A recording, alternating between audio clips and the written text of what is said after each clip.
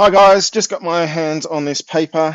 Haven't looked at it yet, so I've got to do it quickly because I've got to go to the dentist because I cracked my tooth. All right. First question, find and simplify. They don't usually write simplify.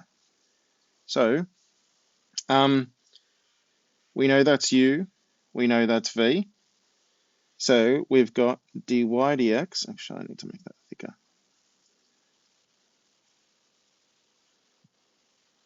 I nearly did a that's what she said joke, but I guess I just did. All right. So dy dx v e to the x times u dash 2x minus 1 minus u x squared minus x times v dash u times v dash. When we derive that, we just get e to the x. So we end up with x squared minus x all over e to the 2x. Now, we can take out e to the x as a common factor, which is going to cancel with the denominator. So this is where the simplification comes from.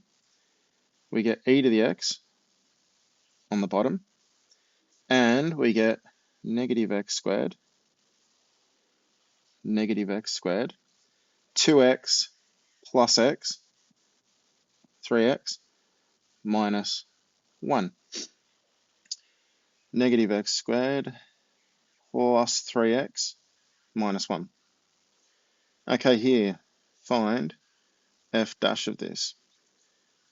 So we know f dash of x, derive that, and leave the other one alone, e to the 2x cos x. Derive that, 2e to the 2x, leave sine x alone. F dash of pi on 4. We get e to the 2 pi on 4, which is pi on 2, cos of pi on 4, which is root 2 on 2, 2e to the pi on 2, sorry, and then sine of pi on 4 is also root 2 on 2. So, e to the pi on 2, 2e to the pi on 2 is 3e to the pi on 2, and we get root 2 on 2. 3e to the pi on 2. That looks good to me. Okay, this one looks a bit dicey. E to the 2x minus 4e to the x minus 12 is equal to 0. Now you could do a substitution. I'll just do it that way. Let a equal e to the x, therefore a squared is e to the 2x. So we get a squared minus 4a minus 12, a minus 6, a plus 2, a is 6 or negative 2. Therefore, e to the x is 6, or e to the x is negative 2. X equals natural log of 6. Here we have no solution, as e to the x is greater than 0 for all x. Okay, sketch this graph. This one seems nice and straightforward. Okay, so we've got 1 and we have got 2. So we know our graph has an asymptote at 2.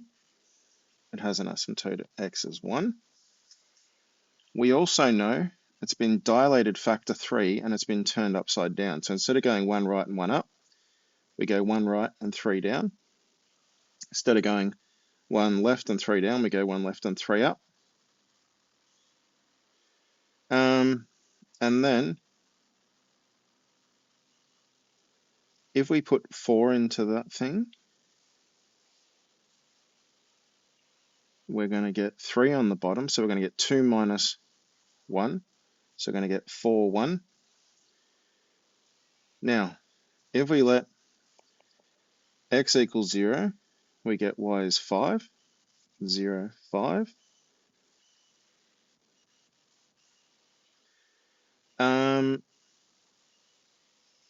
So that's got to go through there.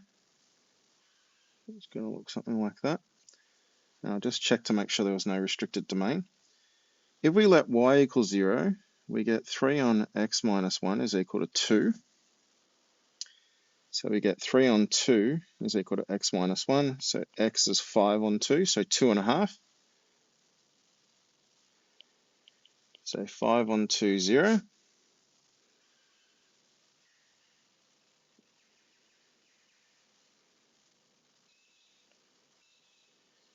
Now don't let your graphs feather like this. Okay, find the exact values for which f of x is less than or equal to 1. So there's 1.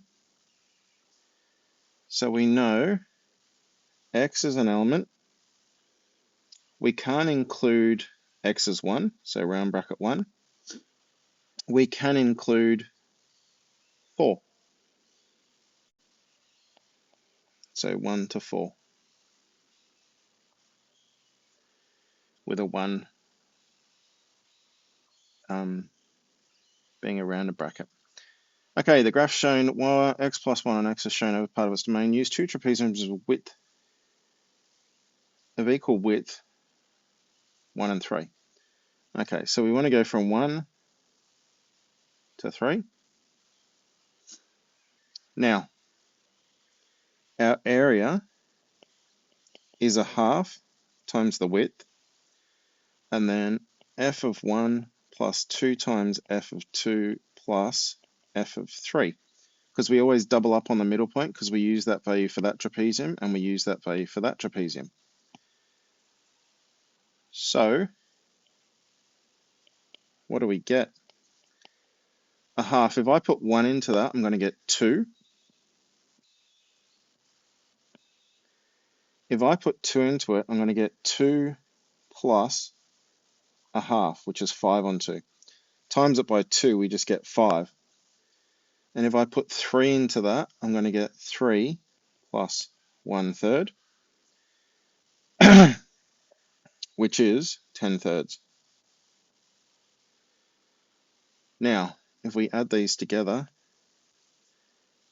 6/3, 15/3, we end up with 21, 31 on 6.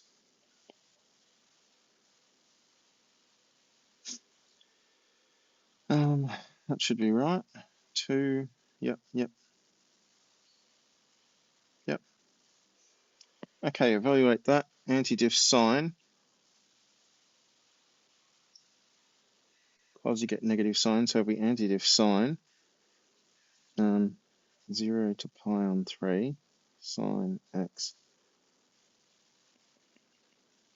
dx, we're going to get negative cos of x between pi on 3 and 0. We know cos of pi on 3. Why isn't it predicting mine? 1, 2 root 3. Cos of pi on 3 is negative, or it's a half. So we get negative a half minus cos of 0 is 1, minus 1. So we get an area of a half. Okay, k to pi on 2 of cos x dx has to equal a half. If we antidiff cos, we just get sine x. And between pi on 2 and k, which is a half, we know sine of pi on 2 is 1. Sine of pi on 2 is 1 minus sine of k, and that's equal to a half. If I bring sine of k to the other side, you get sine of k is equal to a half. When does sine equal a half? At pi on 6.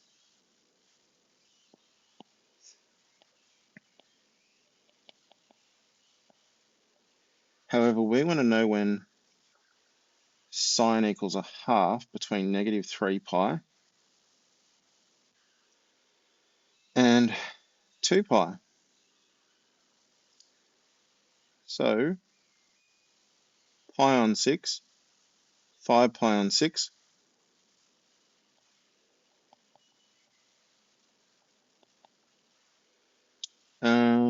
negative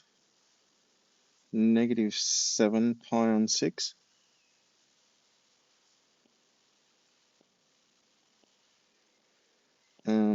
negative 11 pi on 6, and that's it. Because if we go to negative 3 pi, there's no solutions down here where sine is equal to negative a half. K to pi on 2, I'm just going to cheat and have a quick look on this to make sure I haven't stuffed anything up.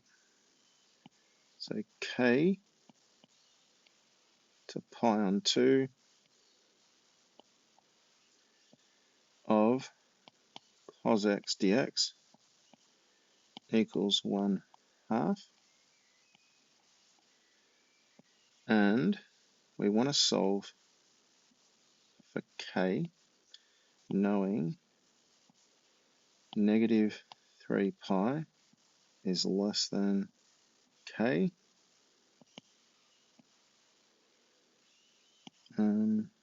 which is less than 2 pi. Okay, negative 11 pi on 6, negative 7 pi on 6, pi on 6, 5 pi on 6. Okay, so that's exactly what we just got. Okay, let p hat be the random variable. It represents the sample proportion of households in a given suburb of Seoul. From a sample of residents in a given suburb, approximately 95% confidence interval for the proportion of p was determined to be that. So the value of p hat is halfway between those values. So p hat is 0.2 divided by 2, so that's 0.1. Use z equals 2 to find approximate 95%. Find the size of the sample, which this 95% confidence interval was obtained. So we know the margin of error is 0.06. That's equal to 2 times square root p1 minus p, 0.1 times 0.9 over n. So if I bring that 2 to the other side, is that the easiest way to do it? I think it is. If I bring the 2 to the other side, we get 0.03. Well, let's say 3 over 100. That's equal to the square root. That is going to be 9 over 10. If I square both sides, I get 9 over 1, 2, 3, 4, 5, 10,000 is equal to 9 over 10n. So we know 10n must equal 10,000, so n must equal 1,000. A larger sample of households is selected with a sample size 4 times the original sample. The sample is found to be the sample proportion of households. By what factor will the increased sample size affect the confidence interval? So if we know it's square root on 4n, if we bring that 4 out the front, it's going to halve the confidence interval. So this will halve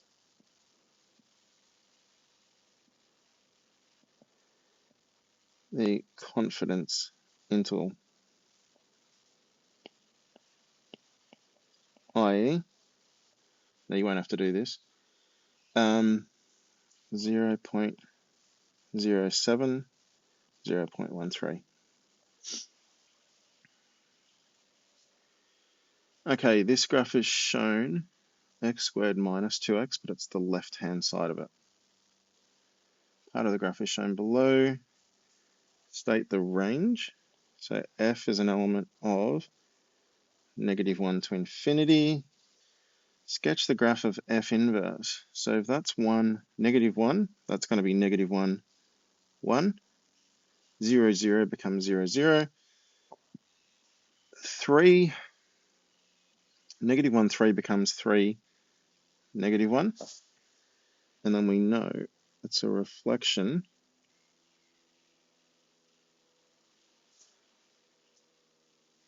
in the line. That doesn't look great, but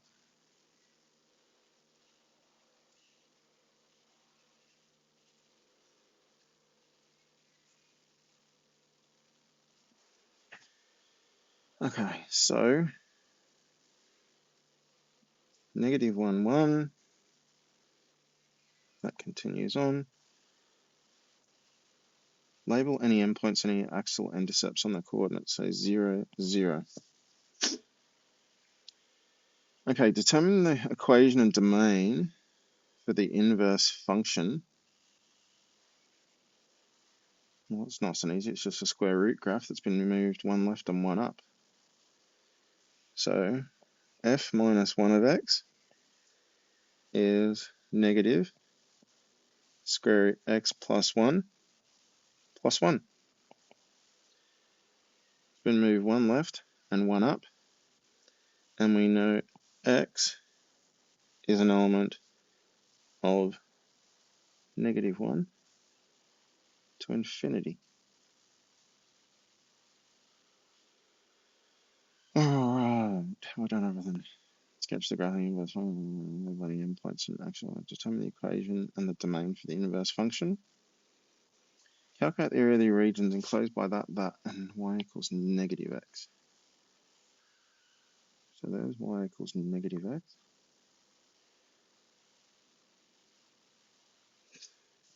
Okay, so the easiest one is going to be the area is 2 times from 0 to 1 of -x minus top graph minus lower graph, x squared minus 2x.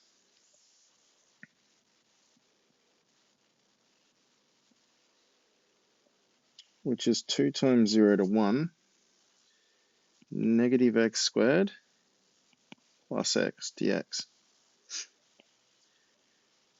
If we put the 2 out the front, we get -x cubed on 3 plus x on 2 squared. Nearly forgot that. We would end up with 2 times -1/3 plus a half minus 0. Okay, 2 times, I get -2, 6 plus 3, 6, which is 1, 6 times 2, it's 1/3 of a square unit. Now, we can just check that because I've got a calculator. So if we go from 0 to 1 of -x minus x squared minus 2x dx, and we multiply it by 2, we get 1/3. Okay. Suppose the queuing time in 10 minutes of our customer service desk has probability density function given by that. Show that k is 1 on 64. So the integral from 0 to 4 of k 16t minus t cubed dt has to equal 1. Alright, so we know 8t squared minus t to the 4 on 4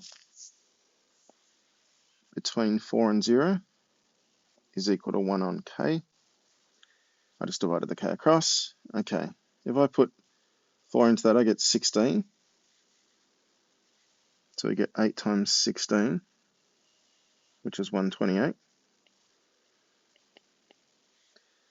If I put it into that, I get t cubed, because I would get 4 to the 4 on 4, which is 4 cubed, which is 64, minus 0 is equal to 1 on k. 64 equals 1 on k. Therefore, k is 1 on 64. Okay, find e of t. So e of t is 1 on 64. We multiply the function by t, so we get 16t squared minus t to the 4 dt. 1 on 64, we get 16t cubed on 3, t to the 5 on 5, between 4 and 0. Seems right. 1 on 64, we get 64 times 16 on 3.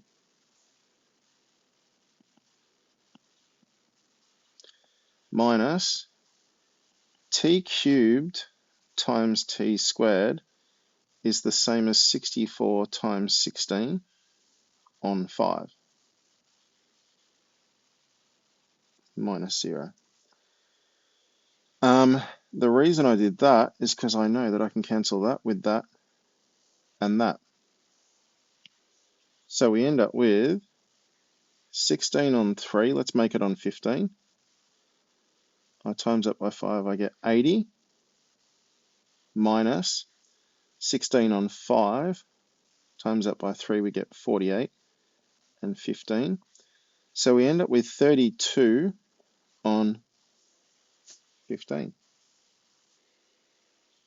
Once again, let's cheat and try 1 on 64, 0 to 4 of x. What is bloody page move? X 16 minus x squared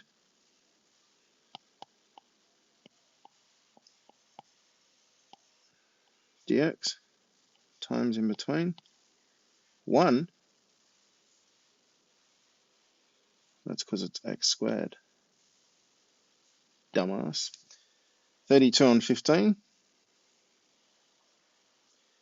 Okay, what is the probability that a person has a queue for more than 2 minutes given they've already queued for 1 minute? So the probability that t is greater than or equal to 2 given t is greater than or equal to 1. Alright, this is freaking annoying.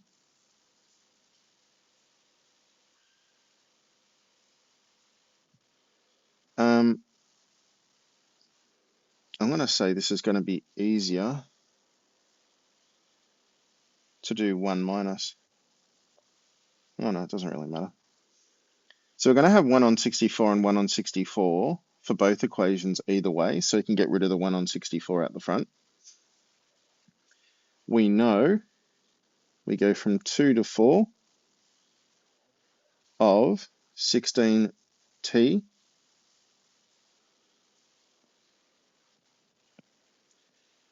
minus t cubed. And then we go from 1 to 4 of 16t minus t cubed dt. Now, we know that's going to be 8t squared minus t to the 4 on 4, between 4 and 2, over the same thing, 8t squared minus t to the 4 on 4, between 4 and 1. If we sub 4 in, we know we get 8 times 16, which is 128, minus 64 in the first bracket.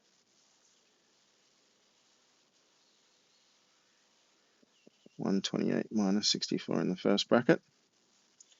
If I sub 2 in, I get 8 fours are 32, minus 16 on 4, which is 4. On the bottom, if I sub 1 in, I get 8 minus a quarter. Okay, on top, we got 64 minus 28. Is that 36? On the bottom, we've got 64 minus 8 minus a quarter. So 31 on 4. We know 64 is 256 on 4. So we end up with 225 on 4. If we divide by 225 on 4, we multiply the top by 4. 36, 72, 144 over 225.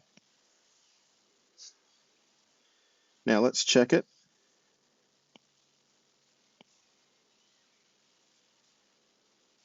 So that's our top. Our bottom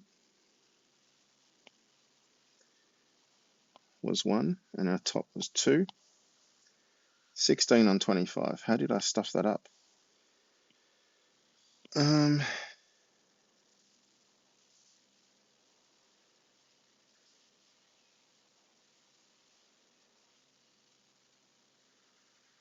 What did I end up with? I ended up with 144 on 225. They're both divisible by 9. 9 goes into that 16 times, and 25. Is that what I got on the thing? Yeah. Okay, so it was right. I didn't stuff it up, but I thought I did. Okay, how many questions do we have left? This is it. Okay, where are we? The shapes of 2 walking tracks are shown below. Track 1 is determined by that. Track 2 is determined by that. The unit of length is given that f of 0 is 12 and g of 1 equals verify. Okay, so 12 equals a 0 minus 0 times 0 minus 2 squared. Therefore, a equals 12.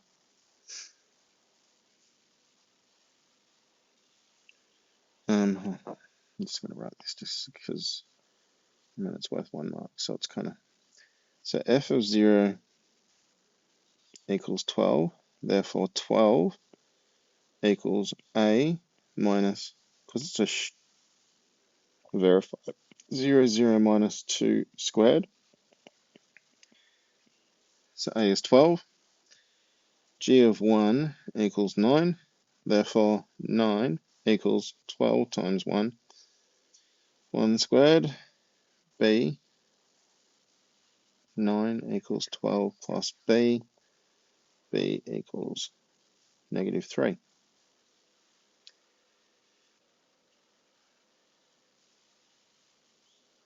Okay.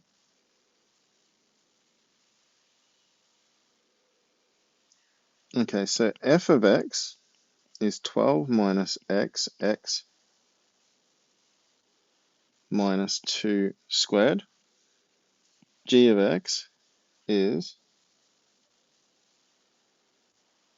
12x plus minus 3x squared. Okay.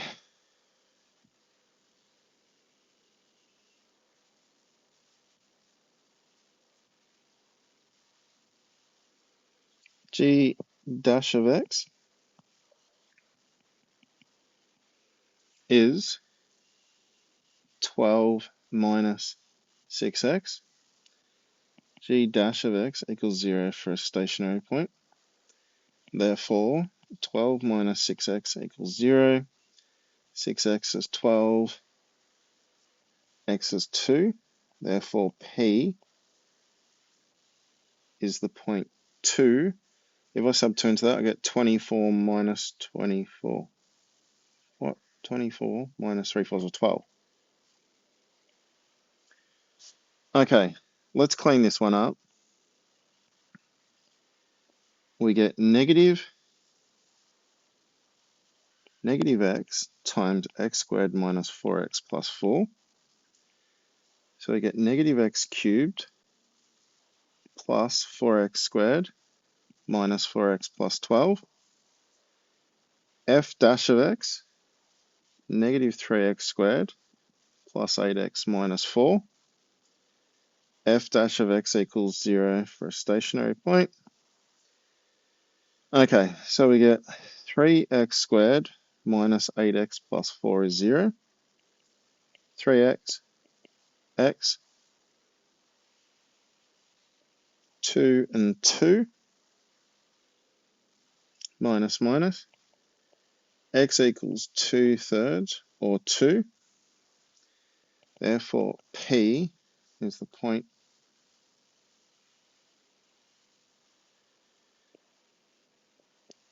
212.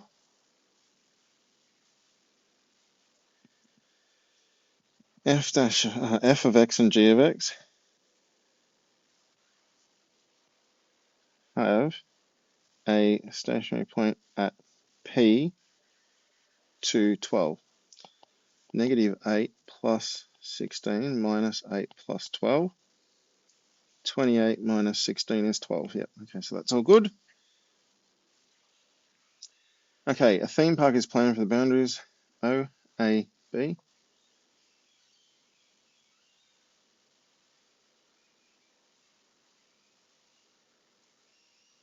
A is K naught. Okay.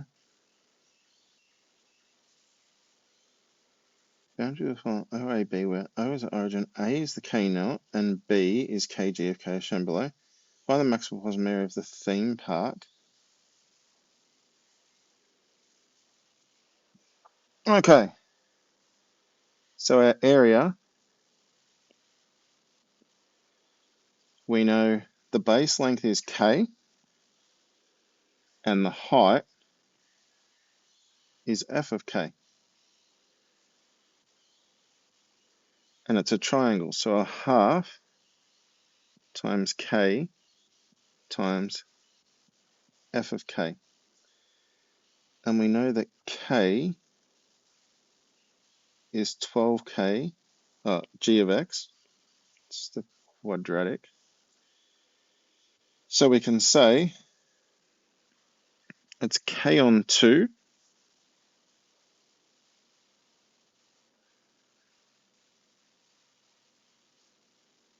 12K, minus 3K squared. Now, we can expand this out. 6K squared minus 3 on 2, K cubed. We know, let's call that A of K.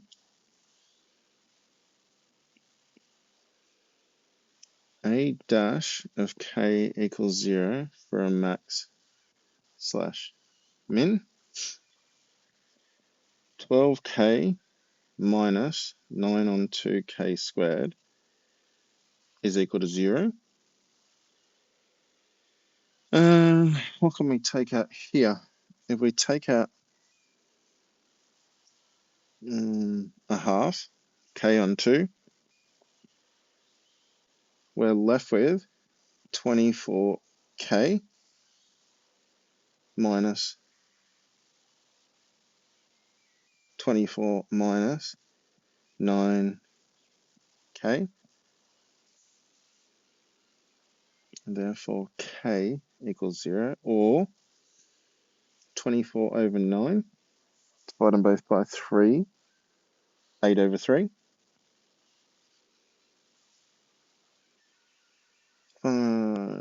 kilometers squared. Okay, therefore the max area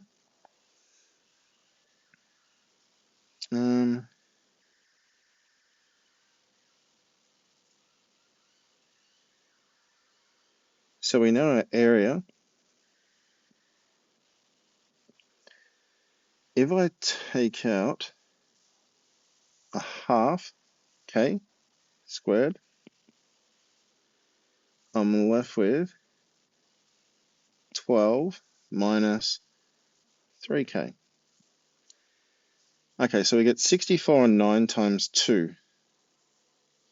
64 on 9 times 2 on the denominator, which means we end up with 32 on 9. 12 minus 8, which is 4 times 32, 128 on 9 square units. Okay, so let's just see 12x minus 3x squared. Quickly do it on the calculator. 12x minus 3x squared. Define it. We know our area is a half. Let's say, and then times k. So k on 2 times f of k. And we want to find the maximum between 0 and, what's that other intercept? 3? 4. 4, and we want to find it for k.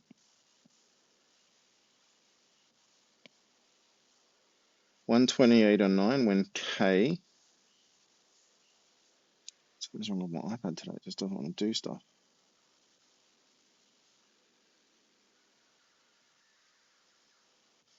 128 on 9 when k is equal to 8 on 3.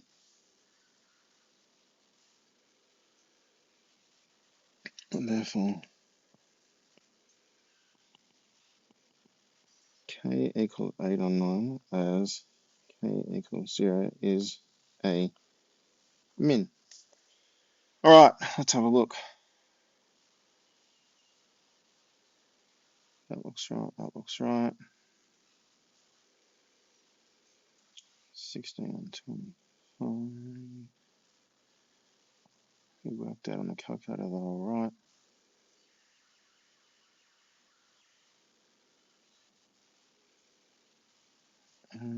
That should definitely be right because it's been turned upside down.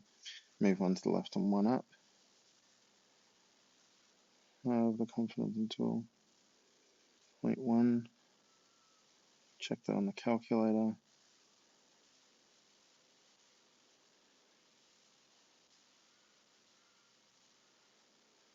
All right. I think that should be it. Well, and that when you check these, you're happy with them. Let's just quickly do these, just on the calculator, just to make sure I didn't bugger anything up and make it simple. So x squared minus x on e to the x. Find the derivative of that. Okay, so negative x squared plus 3x minus 1, negative x squared plus 3x minus 1 on e to the x. Okay, so that one's right. Sine x e to the 2x. Sine x e to the 2x. Diff it. And then sub in x equals pi on 2. 2e to the pi on 4. 3 root 2 on 2, e to the pi on 2.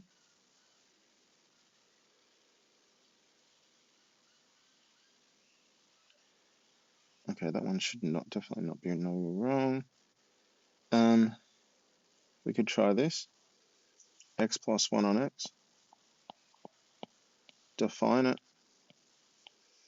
And then say a half times f of 1 plus 2 times f of 2 plus f of 3. 31 on 6. Hopefully that's what I got. Why don't you move, you stupid bloody thing? Okay. Gotta be honest. I think that was the easiest exam I have seen in a long, long time. Having said that, I've probably stuffed something up.